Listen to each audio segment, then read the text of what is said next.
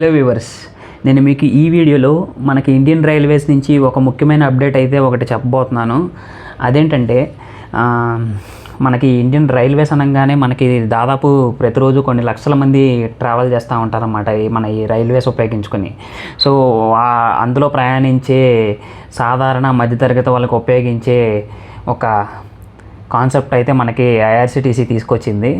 So వివరాల్లోకి వెళ్తే అదేంటంటే టోటల్గా ఇండియా మొత్తంలో కొన్ని 15 to 20 స్టేషన్స్లో మనకి ఐఆర్సిటీసీ అనేది ఒక ఫుడ్ కౌంటర్ ఏర్పాటు చేస్తుందన్నమాట.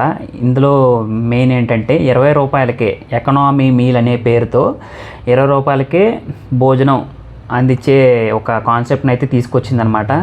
సో ఇందులో ఇంకొక విషయం ఏంటంటే మన ఆంధ్రాలో విజయవాడ, విశాఖపట్నం, రాజమండ్రి ఇలాంటి రైల్వే స్టేషన్లో కూడా ఈ కౌంటర్ అనేది మనకి ఏర్పాటు చేయడం జరిగింది.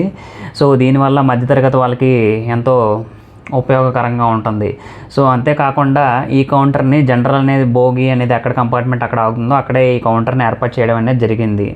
సో ఇది మన ఇండియన్ రైల్వేస్ గవర్నమెంట్ నుంచి ఒక మంచి ఉపయోగకర కాన్సెప్ట్ అనేది చెప్పుకోవచ్చు.